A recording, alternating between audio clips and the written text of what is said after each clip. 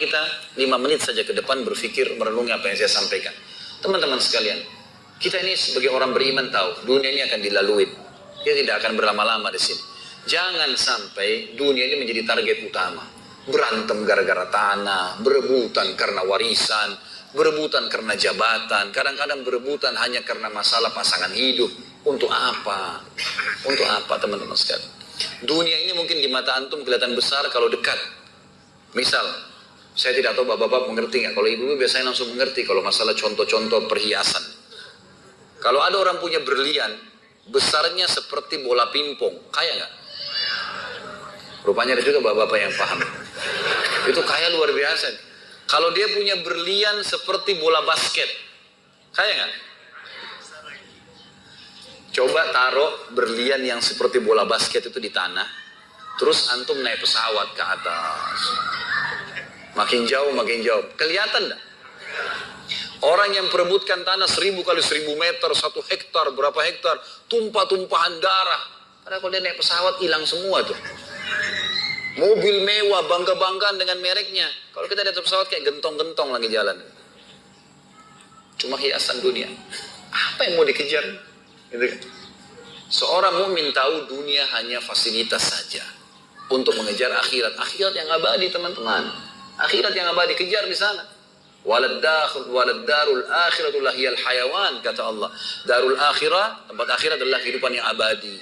Di akhirat kata Nabi SAW, kalau seorang mukmin masuk ke dalam surga, tidak ada capek, tidak ada capek, nggak ada gangguan orang, nggak ada sedih, nggak ada penyakit, nggak ada buang air besar, nggak ada buang air kecil.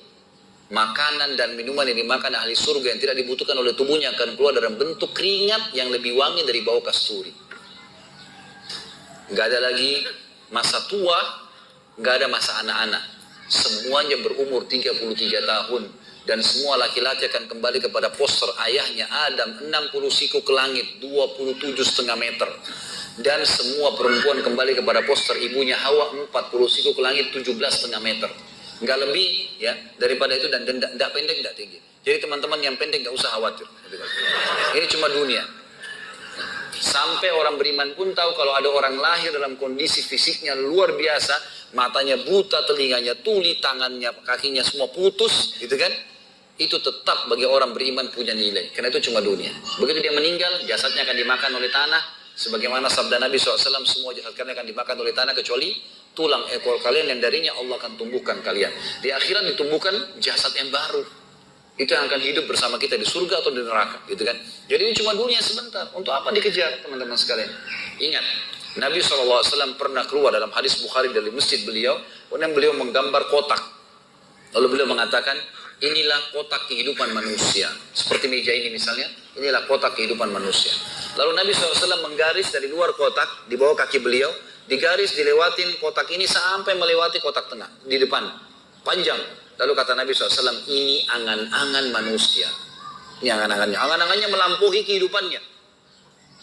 Lebih 500 tahun ke depan, padahal umurnya cuma 60-70. Lalu Nabi SAW menarik dengan tongkatnya dengan keras dari sisi kanan garis kotak, digaris dengan keras sampai terbongkar tanah itu digaris dan memutus garis tengah itu. Lalu beliau mengatakan, dan ini kematian yang akan datang memutus angan-angannya.